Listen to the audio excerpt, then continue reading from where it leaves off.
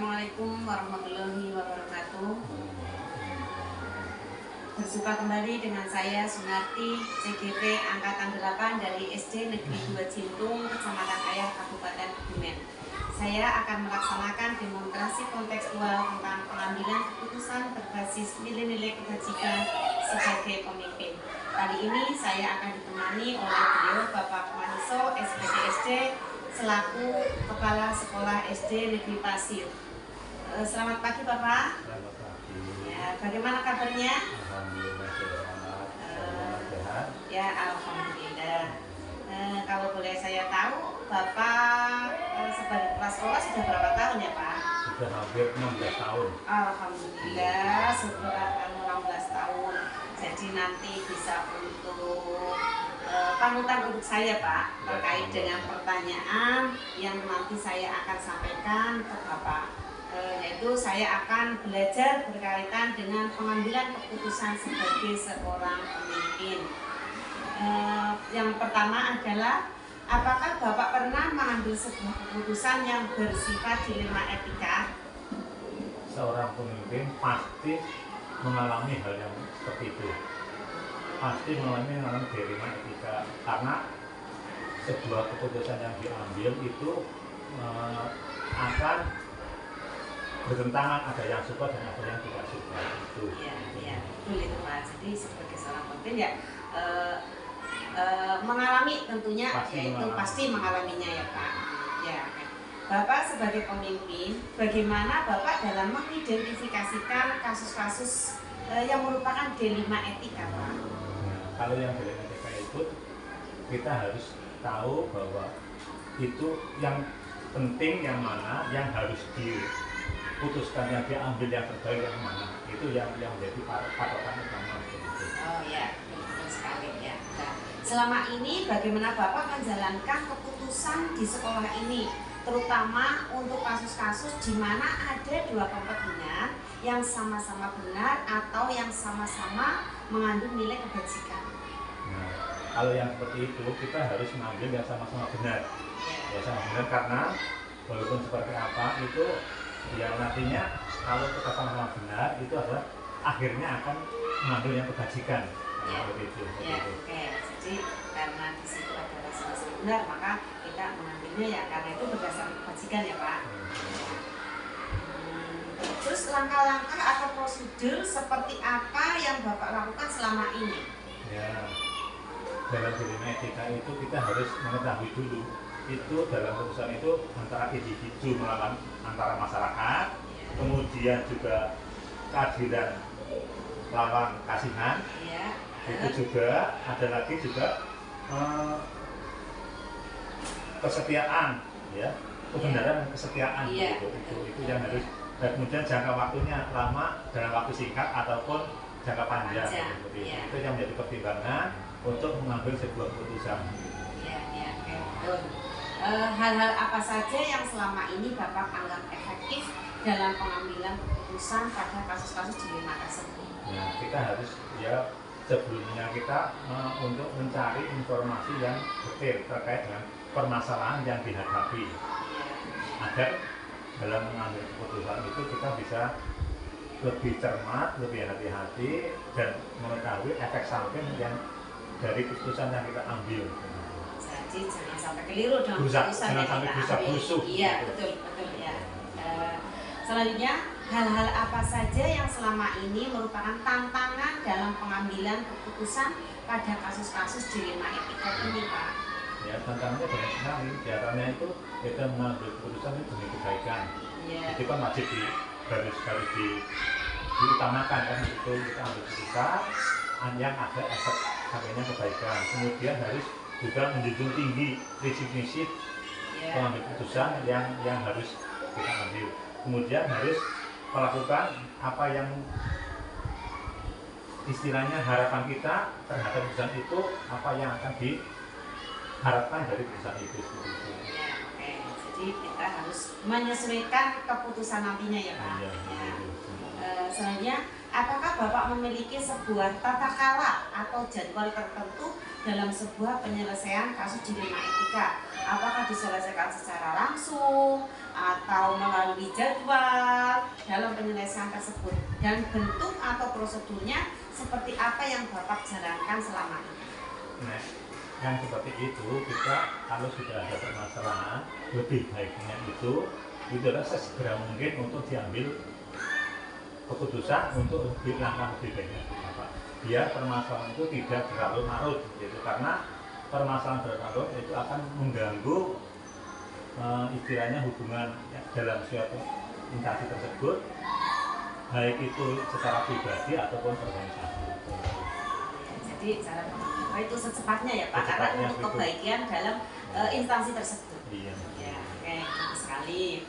Adakah seseorang atau faktor-faktor apa yang selama ini mempermudah atau membantu Bapak dalam pengambilan sebuah keputusan dalam kasus-kasus dilema etika ini, Pak? Ya, sebenarnya artinya kita menyebutkan ada teman-teman dalam satu instansi tersebut, karena walaupun seperti apa, teman-teman yang ada di instansi tersebut adalah kawan, teamwork, sebuah keluarga, yang artinya bahwa suatu keputusan yang kita ambil untuk menyangkut pribadi ataupun kelompok itu nantinya demi kebaikan suatu instansi tersebut, tersebut. Ya, jadi itu sangat mempermudah ya Pak apabila kita bersamaan dengan keluarga, teamwork yang ada di sekolah Bapak. Ya. Ketika Bapak sudah mengambil keputusan, apakah sudah merefleksi keputusan yang sudah diambil sama Bapak?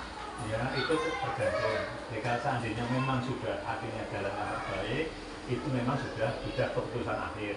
Tetapi jika memang itu masih butuh kajian terkait dengan keputusan nanti yang artinya kurang pas, ya kita bisa tinjau ulang demi kebaikan bersama. Iya, iya. Karena itu refleksi itu sangat penting sekali sih ya Pak. Nanti jika kita mengambil sebuah keputusan, kadang-kala ada yang belum kayak puas, belum bisa menerima, belum bisa menerima, iya seperti itu. Ya, kayak bagus itu perlu direfleksi terlebih dahulu. Berkaitan dengan pengambilan keputusan yang sifatnya dilema etika, bisakah diceritakan salah satu contoh saja yang Bapak pernah alami tentang kasus dilema etika? Permasalahan dilema etika itu adalah benar ya. Iya, kan? Artinya kita dari pihak kita ada unsur benar, kemungkinan dari seseorang atau orang lain yang itu juga punya anggapan dia benar. Ya. Kan begitu. Iya, betul. Ya, makanya itu istilahnya kita harus mengambil contoh tadi, katakan aturannya kita berangkat jam 7 atau masuk sekolah jam 7:15. Iya. 7:15. Guru tersebut belum hadir, kan perlu keputusan lebih lanjutnya ini siapa yang harus pegang sebagainya. Nah itu contoh kalau kita masuk spontanitas, apakah guru tersebut akan merasa ada perasaan dosa atau perasaan bersalah dan sebagainya. Itu hal-hal yang seperti itu contoh kecil tetapi berefek besar di lingkungan sekolah. Ya, betul. Jadi contohnya ya itu tadi terkait dengan jadwal masuk ya Pak, ya di antara ketepatan waktu dan keterlambatan seperti itu ya. Jadi kita mau mengikuti yang ibaratnya ya ketepatan waktu seperti itu ya Pak. Ya. Ketika mengambil sebuah keputusan, pernahkah Bapak keputusan yang mengambil sebuah keputusan yang sangat luar biasa Pak? Ibaratnya ya Allah yang ibaratnya keputusan itu diambil sangat luar biasa, saat itu sangat berharga sekali. Ya pastinya suatu kejadian kan mesti ada anggapan bahwa itu kecil, ada yang istimewa, kemudian ada yang super istimewa. Iya, iya. Nah, permasalahan itu kan kita harus walaupun seperti apa, kita harus ambil keputusan yang terbaik. Walaupun kecil bisa dianggap istimewa, walaupun besar tidak dianggap istimewa juga bisa. Iya, iya. Tergantung pada permasalahannya seperti itu ya Pak. Permasalahan yang kita ambil besar demi kebaikan orang banyak. Iya, oke, bagus sekali. Dalam pengambilan sebuah keputusan, jika dikaitkan dengan 3 prinsip pengambilan keputusan, Bapak cenderung lebih menggunakan prinsip yang mana Pak? Yang prinsip 3 itu kan diantaranya yaitu berbasis hasil akhir, peraturan, atau rasa peduli.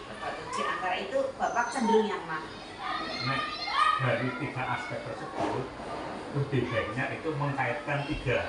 Iya, Semuanya bisa tercakup. iya, karena berkesinambungan. Berkesinambungan Iya. itu Iya. adanya pedulian, adanya Iya. aturan juga Iya. ditegakkan, kemudian juga Hasil akhir. hasilnya juga nantinya akan Yang menentukan. disepakati Iya. oleh bersama. Kalau ketika dengan kolaborasi bisa dijalankan, tidak hanya satu aspek saja, insya Allah perusahaan itu akan lebih baik dan bisa diterima oleh anggotanya. Ya, bagus. Nanti juga hasilnya akan maksimal, lebih maksimal ya Pak, dengan mengaitkan 3 prinsip tersebut. Pernahkah Bapak menyesal selama ini mengambil keputusan? Nek penyesalan itu kan biasanya datang di belakang. Iya, Ya, apa yang sudah kita ambil keputusan pasti ada resikonya. Iya, Apapun itu ya jangan kita sesali karena sudah buat keputusan bersama seperti itu. Iya, iya. Ya tadi kalau di akhir itu kan namanya penyesalan. Kalau Iya, ya iya. sebaiknya jangan menyesal, tapi kita perbaiki, kita introspeksi diri apa yang harus kita lakukan untuk demi keputusan yang akan datang. Iya, karena keputusan itu juga kita sudah lebih dipikirkan karena untuk kepentingan orang lain gitu ya bukan Pak. hanya kepentingan pribadi Iya, pribadi. iya, betul itu. Selanjutnya, pernahkah Bapak selama mengambil keputusan itu menguntungkan diri sendiri? Nek menguntungkan diri sendiri karena kita teamwork, Iya. itu saya kira tidak sampai mengarah ke sana. Iya, iya. Ya, karena kita teamwork, seyogianya apa yang kita ambil keputusannya itu demi keluarga, demi teamwork itu tersebut. Demi kebersamaan, Demi jadi tidak kebersamaan. hanya kita berambisi demi kepentingan diri sendiri Iya, ya nama Pak. baik, Iya, baik, iya, baik. betul. Berarti Itu untuk yang tidak- kebersamaan tidak- intinya. Ya. Selanjutnya, dari semua hal yang tadi telah disampaikan, pembelajaran apa yang dapat Bapak petik dari pengalaman Bapak mengambil keputusan dilema etika tersebut? Ya, dari hal-hal yang pengalaman selama ada di sekolah terkait dengan keputusan yang harus diambil, kita harus ya cermat dalam mengamati permasalahan yang ada. Kemudian efek dari keputusan yang sudah diambil kita introspeksi apa hasilnya seperti apa, kemudian efek ke teamwork kita di sekolah kita seperti apa. Nah nanti untuk bisa mengambil keputusan yang akan datang jika memang itu kita butuh suatu keputusan demi kebaikan bersama. Jadi ya kita ibaratnya dalam pengambilan keputusan ya kita berdasarkan karena di instansi, di lembaga, jadi kebersamaan ya Pak, teamwork tersebut bukan ya. kepentingan pribadi, tetapi kebutuhan bersama demi kebaikan bersama. Oh ya, terima kasih sudah cukup banyak sekali yang saya menimba ilmu dari Bapak. Semoga saya nanti bisa melakukan nanti tindakan pengambilan keputusan yang seperti Bapak lakukan. Dan karena waktunya ya, saya mengucapkan banyak terima kasih sekali atas waktunya Bapak yang dapat menemani saya dalam tugas saya. Semoga nanti saya tugasnya dapat berhasil dan sukses Bapak. Selamat untuk PBB-nya. Terima kasih ya. Terima kasih sekali waktunya. Saya akhiri. Wassalamualaikum warahmatullahi wabarakatuh. Assalamualaikum warahmatullahi wabarakatuh. Nama saya Sunarti SPDSD, calon guru penggerak angkatan 8 dari SD Negeri 2 Cintung. Kali ini saya akan melaksanakan demonstrasi konseptual tentang pengambilan keputusan berbasis nilai-nilai kebajikan sebagai pemimpin. Kali ini saya ditemani oleh Bapak Zainal SPDSD, Kepala Sekolah dari SD Negeri 1 Banjararjo, Kecamatan Ayah, Kabupaten Kebumen. Assalamualaikum Bapak. Waalaikumsalam Bu Nardi. Ya, terima kasih atas waktunya. Yang kali ini adalah saya akan mewawancari Bapak tentang nilai-nilai kebajikan sebagai pemimpin dalam pengambilan keputusan, Pak. Iya. Kalau boleh tahu, Bapak sebagai kepala sekolah di SD negeri ini sudah berapa tahun, Bapak?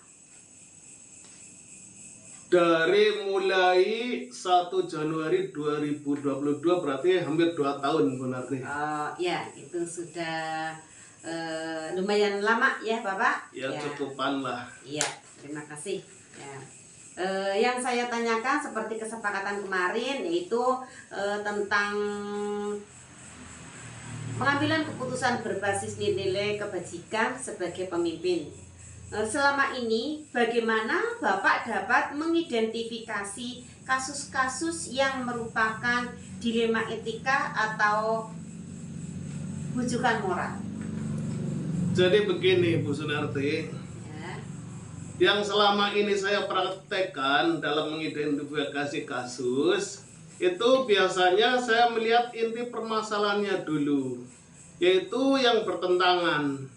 Kadang-kadang dalam kasus tersebut ada hal-hal yang sama benarnya, namun berkonflik, sehingga membuat pelik sebuah permasalahan tersebut.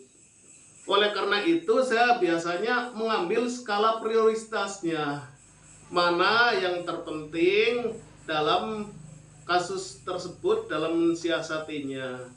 Kadang-kadang juga ada permasalahan yang melibatkan moral kita sebagai warga negara dan juga sebagai manusia. Namun ada hal-hal yang sensitif yang sering menghalangi untuk segera dihentikan. Tentu saja kita sebagai pimpinan di sebuah instansi sekolah, kita harus mempunyai kebijakan yang jangan sampai mengecewakan antara pihak yang satu dan yang satunya. Jadi kita sebagai orang yang dituakan di sekolah ini saya harus mengedepankan rasa kebijakan bagi terutama baik guru-guru saya ataupun misalnya di siswa-siswa saya yang mereka bermasalah. Semuanya harus terlayani dengan baik semuanya, begitu Bu Narti. Oh iya, bagus sekali. Berarti pertama kali yaitu harus memahami inti permasalahannya seperti itu betul, ya Pak? Betul. Ya, Jadi ya. kita jangan serta-merta mengambil keputusan tanpa melihat inti permasalahannya dulu, begitu. Ya. Harus kita kaji dulu dari apa permasalahannya, kemudian bagaimana kita dalam mengambil kebijakan. Yang penting tidak ada yang merasa dirugikan sehingga kegiatan atau perasaan mereka tetap nyaman dan kegiatan tetap berjalan dengan lancar, begitu Bu Nanti. Ya, oke, bagus sekali. Nah, selama ini bagaimana Bapak menjalankan pengambilan keputusan di sekolah Bapak, terutama untuk kasus-kasus di mana ada dua kepentingan yang sama-sama benar atau sama-sama mengandung nilai kebajikan? Kalau saya biasanya menggunakan beberapa patokan Bu Narti, yaitu sebagai dasar dalam pengambilan sebuah keputusan. Patokan tersebut seperti peraturan sekolah, kemudian keyakinan sekolah, dan perasaan saya sebagai pimpinan, dan kebijakan-kebijakan lain yang sifatnya itu jadi mengedepankan kemanusiaan kalau saya. Sehingga dari sebuah kasus itu biasanya saya pelajari dulu masak-masak, baru saya mengambil keputusan. Saya juga mempertimbangkan rasa kemanusiaan kepada murid atau guru yang bermasalah atau berkasus. Dalam permasalahan ini biasanya terhadap kasus yang tidak bisa dipertimbangkan dengan patokan di atas itu yang saya katakan tadi, maka saya biasanya berikan keputusan yang memprioritaskan informasinya atau imbasnya, resikonya itu dibuat seminim mungkin supaya jadi walaupun mereka ada yang merasa kecewa barangkali atau barangkali merasa dikalahkan, tapi mereka akan menyadari dengan adanya kebijakan yang saya berikan tadi, yaitu prioritas pada imbasnya saya tekan seminim mungkin sehingga mereka merasa terlayani dengan baik semuanya, begitu. Oh ya, oke. Berarti cara pengambilan atau dasarnya pengambilan keputusan itu Bapak itu mengambil resiko yang sangat paling kecil, minim, ya. iya. Jadi resikonya itu diminimkan ya Pak. Diminimkan. Ya. Jadi yang mereka ini juga saya layani, ini ya juga yang satunya saya layani, sehingga dua-duanya itu merasa ada perlindungan dari pimpinannya, begitu. Ya, jadi tidak serasa kayak memihak antara satu dan yang lainnya. Betul, karena saya sudah praktekkan 2 tahun ini, ya namanya di sekolah sama saja dengan di rumah tangga. Di rumah sih ya, tetap yang namanya permasalahan tetap ada. Nah, kita sebagai orang tua harus bijak, tidak boleh membedakan antara satu dan yang satunya. Semua adalah anak-anak kita, seperti itu, Bu Narti. Oke, keputusan yang sangat bagus Pak. Selanjutnya, langkah-langkah atau prosedur seperti apa yang Bapak lakukan selama ini? Jadi begini, selain mendalami masalah dengan bincang santai, misalnya dengan guru atau anak yang bermasalah atau berkasus, saya juga biasanya pastikan langkah-langkah apa yang harus saya lakukan. Itu biasanya saya duduk bersama dan musyawarah, misalnya jam istirahat. Saya misalnya ada guru yang bermasalah, saya biasanya tidak saya undang secara formal di ruang saya, tidak. Cuman kadang saya waktu dia sedang santai, saya undang ke ruangan santai di perpus atau di ruang yang jelas yang tidak begitu ramai banyak orang, sambil bincang-bincang yang tidak terlalu resmi, tidak terlalu formal, tapi kena permasalahannya seperti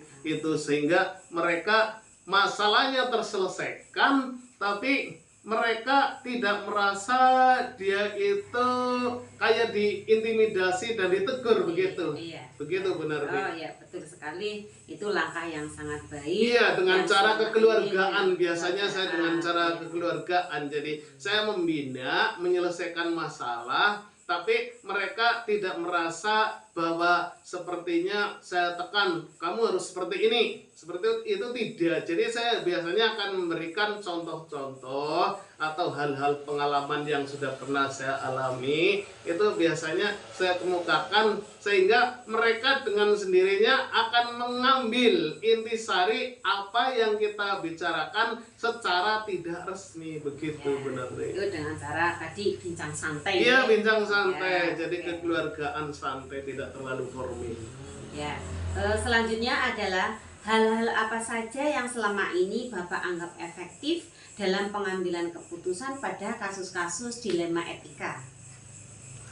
Kalau saya biasanya untuk menyelesaikan sebuah kasus itu, yang sering saya gunakan adalah patokan rasa kemanusiaan lah, rasa kebijakan. Jadi saya tidak saklek menggunakan aturan yang ada di sekolah, tapi biasanya saya pendekatan. Sebab yang namanya aturan itu mengikat, tapi kalau memang kita terapkan begitu dengan serta-merta, kadang orang yang terimbas akan peraturan itu akan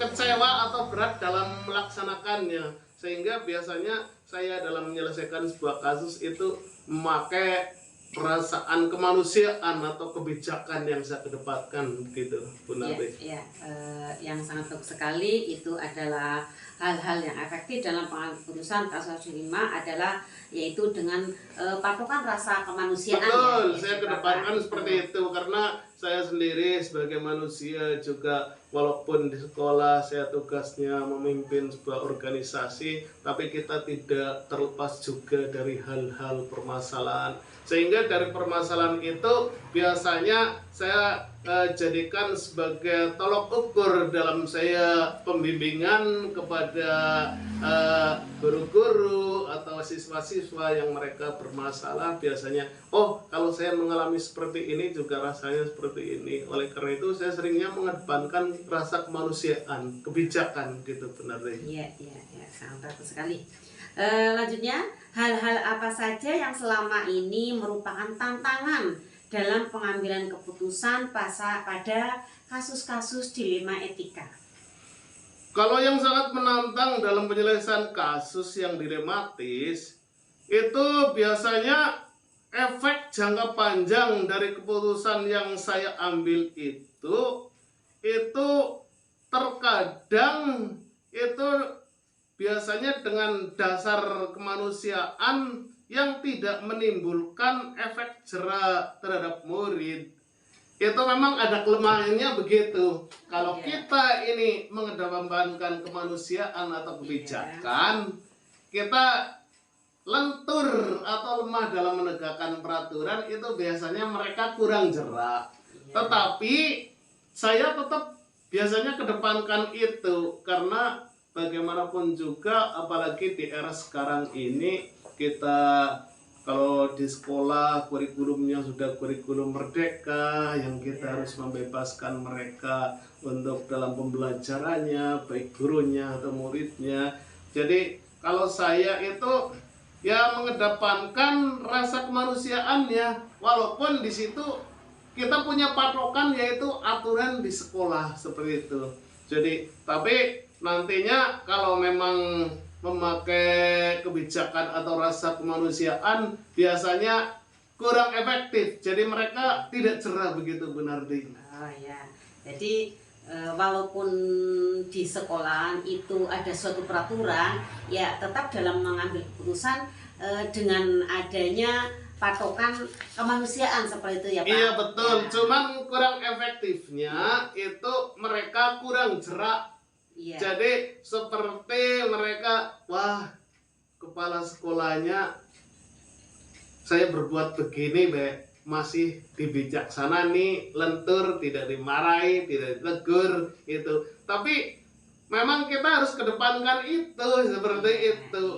Kalau yang sebenarnya, kalau yang dimiliterkan itu ya kalau begini aturannya ya kamu harus seperti ini. Lah kita sebagai di instansi sekolah tidak bisa seperti itu, tidak bisa. Jadi kita harus mengedepankan peraturan rasa kemanusiaan walaupun efeknya kurang jerah begitu. Ya, benar. Jadi kita tidak bisa seperti kayak yang tadi disebutkan dalam suatu angkatan kan. Iya, tidak bisa ya. karena kita ini yang sipil sih ya, jadi bergeraknya di pendidikan kan sosial, jadi tidak bisa dinikmati dalam waktu sekarang, tetapi untuk jangka panjang, yaitu untuk masa depan anak-anak kita begitu. Ya, karena yang dihadapi kita adalah siswa. Siswa yang tidak bisa dikarbit begitu saja aturan sekarang ini harus dilaksanakan seperti ini, hasilnya lulus sekarang tidak bisa. Kita mengajar sekarang, hasilnya yang kita petik ya di kemudian hari. Seperti itu. Betul sekali, betul. Selanjutnya, apakah Bapak memiliki sebuah tata kala atau jadwal tertentu dalam sebuah penyelesaian kasus dilema etika?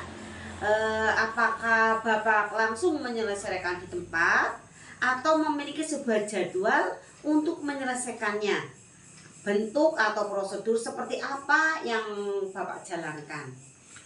Kalau saya sih biasanya dalam menyelesaikan sebuah kasus itu biasanya yang melibatkan murid, atau saya akan memberikan beberapa kali penyelesaian, jadi tidak langsung masalah ini harus selesai sekarang, tidak. Itu biasanya yang pertama kali saya akan memberikan teguran bila memang belum terselesaikan.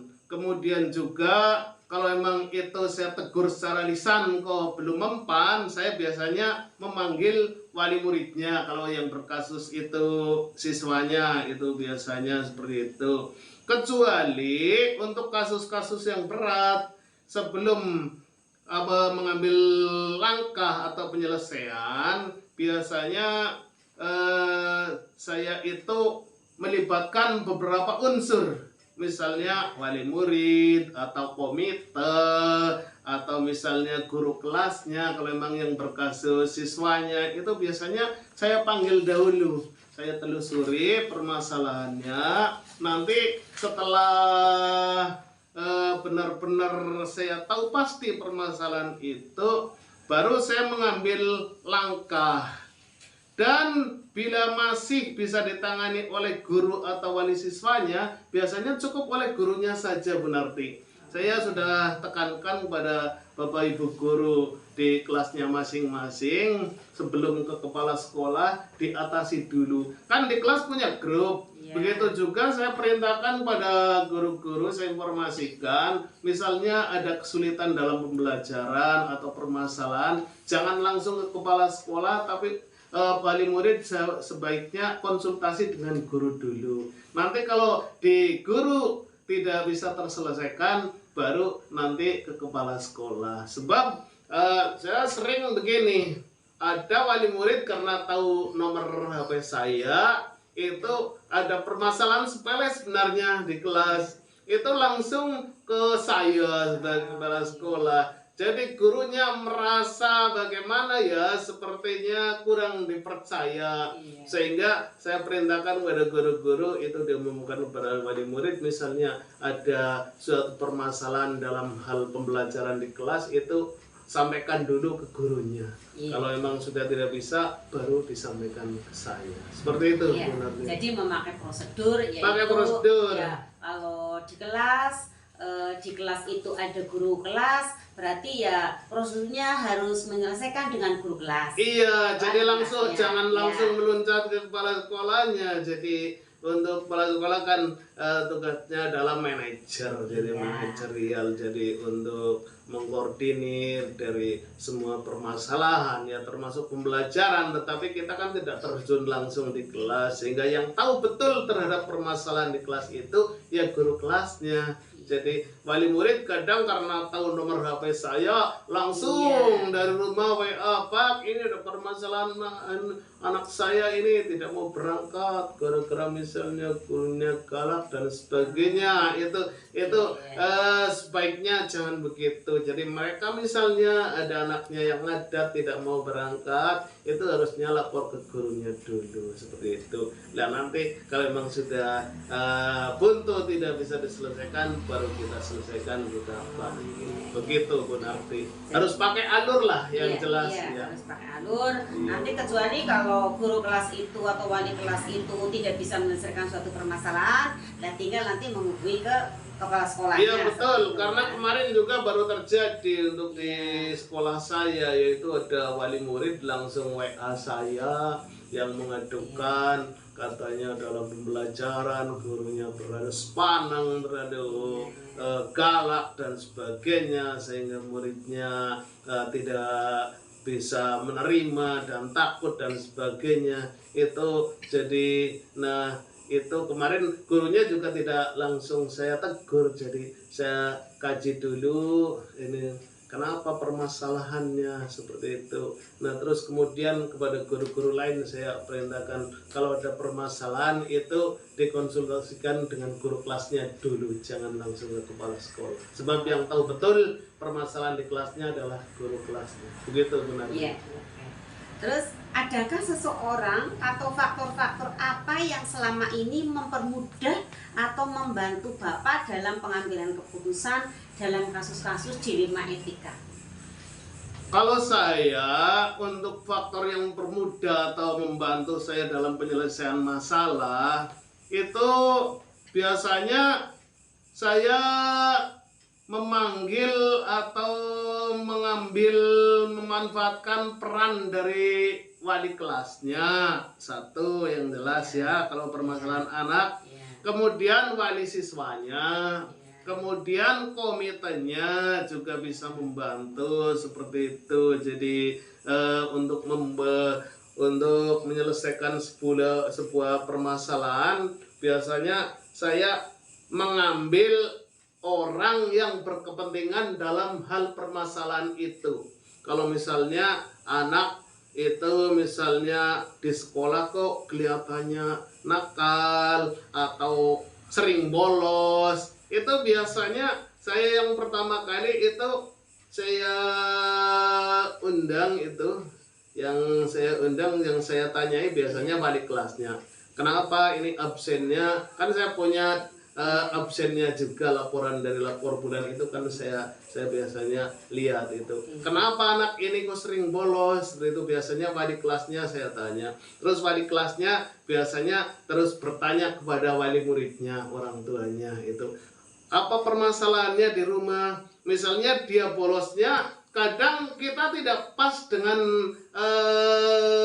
perkiraan kita. Sebagai guru juga kadang tidak 100% benar perkiraannya. Hanya biasanya sepihak, kamu malah sering terlambat. Padahal tidak tahu, padahal di rumah misalnya repot, misalnya mengurusi orang tuanya yang sedang sakit, atau di sana disuruh mengasuh adiknya. Karena kalau di sini untuk saya di Banjararjo kan lokasinya gunung. Gunung yang wali muridnya mayoritas itu kalau pagi itu ibunya itu pergi, kalau di sana namanya repek, cari kayu bakar. Kemudian yang ayahnya itu nderes. Kemudian kalau pagi itu jam 5 mereka sudah pada pergi orang tuanya, sehingga mau tidak mau mereka jadi kurang pengawasan dan kurang dukungan yang sepenuhnya. Kalau yang bukan di gunung itu biasanya kan mereka sebelum berangkat terlayani, sudah walaupun tidak mandi sendiri ya sudah disiapkan jadi pakaiannya, makanannya. Kalau anaknya belum berangkat itu ya masih ditunggu dilayani. Tapi situasinya kalau di sekolah saya agak lain, karena memang di sini mayoritas mereka itu petani deres gula seperti itu. Sehingga kalau pagi ibunya itu cari kayu bakar, kemudian ayahnya deres atau jaring ke laut itu ambil ikan, sehingga anaknya kadang mereka itu ya jadi bagaimana ya, mereka akan berangkat harus mandiri, mandiri begitu. Jadi mereka jadi kurang sport lah begitu, nggak kayak di perkotaan begitu benar.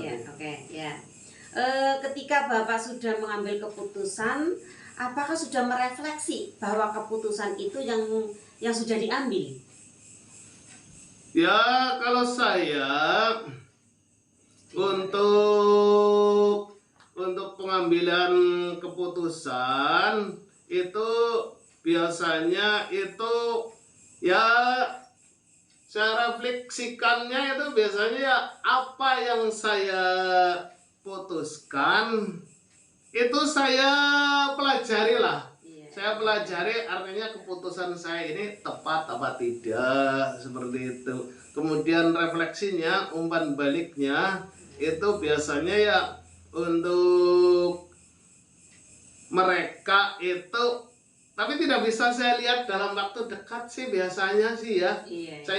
Saya ambil keputusan seperti ini, saya lihat mereka sikapnya terhadap keputusan saya ini sepertinya apa puas apa tidak, sehingga biasanya saya melihatnya itu dari perubahan apa yang saya putuskan itu benar. Oke, bagus ya.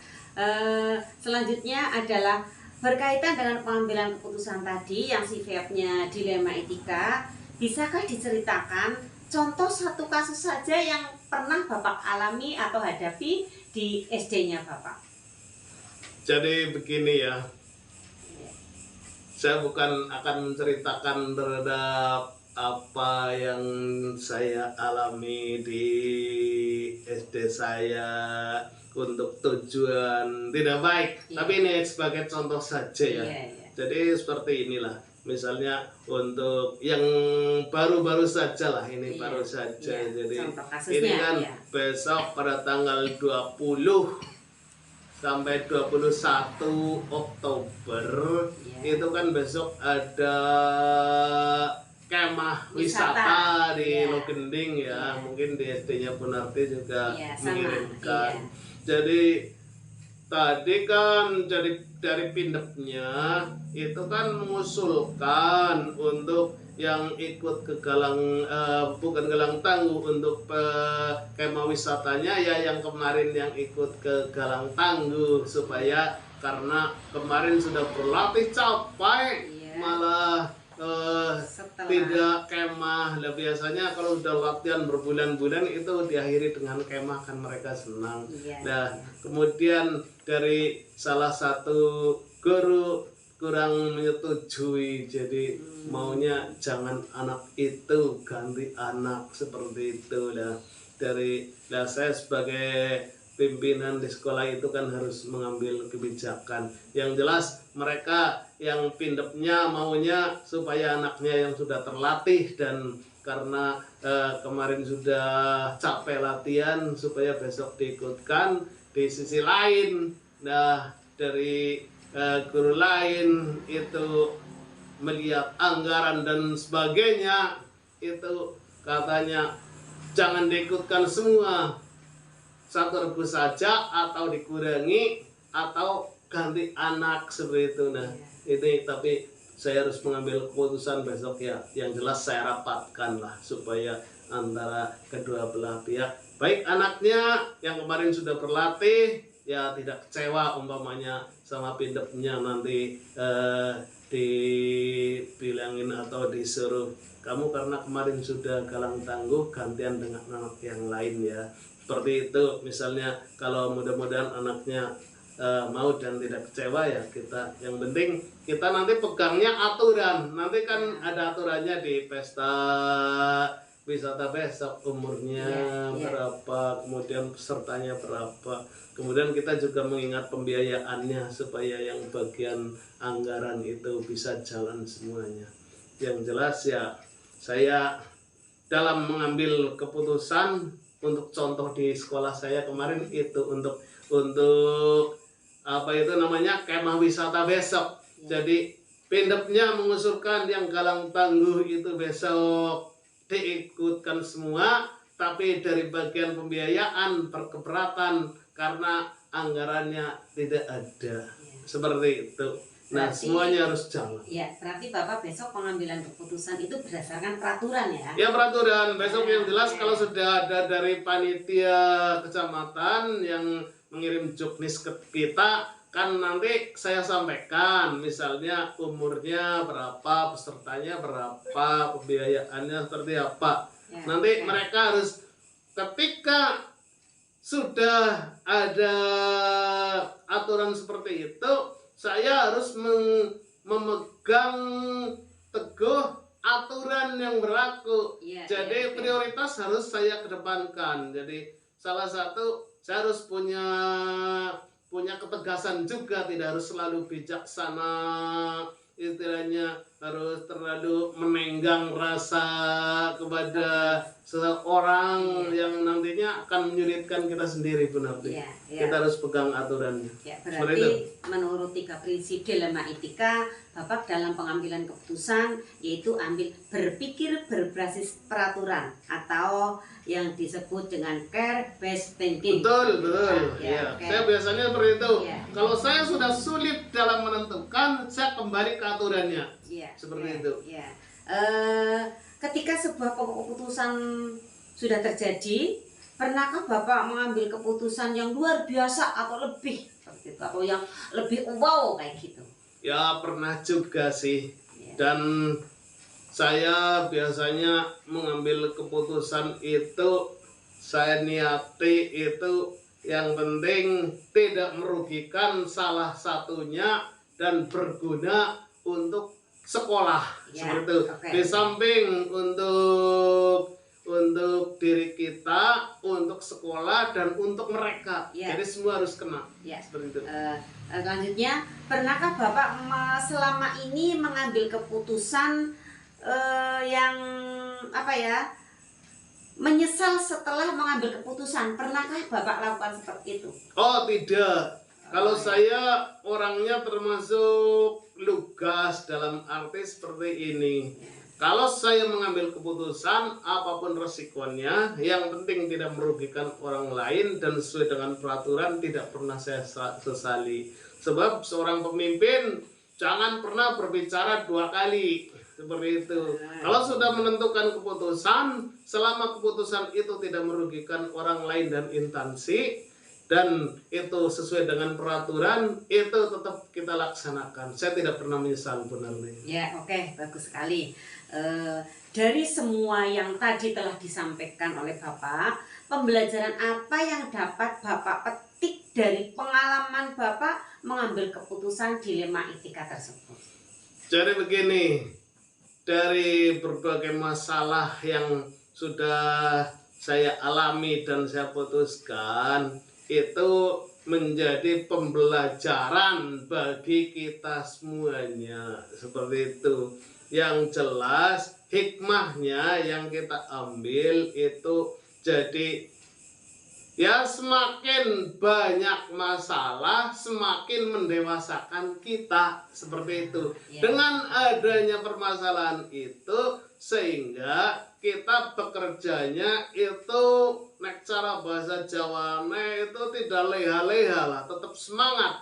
Jangan kita ngayem-ngayem atau tenang karena tidak ada permasalahan. Jadi kita harus tetap waspada dan berpijak pada aturan. Jadi sehingga walaupun timbul permasalahan, tapi kalau kita selalu waspada, permasalahan itu bisa diminimalisir. Begitu benar. Ya, oke. Terima kasih Bapak Zainal selaku Kepala Sekolah SD Negeri 1 Banjarharjo, dan terima kasih waktunya juga. Dan saya juga selaku pewawancara, apabila tadi selama dalam wawancara banyak kesalahan, saya mohon maaf yang setulus-tulusnya Bapak. Ya, sama-sama Bu Narti, sukses selalu. Ya, terima kasih waktunya. Saya akhiri. Wassalamualaikum warahmatullahi wabarakatuh. Waalaikumsalam warahmatullahi wabarakatuh.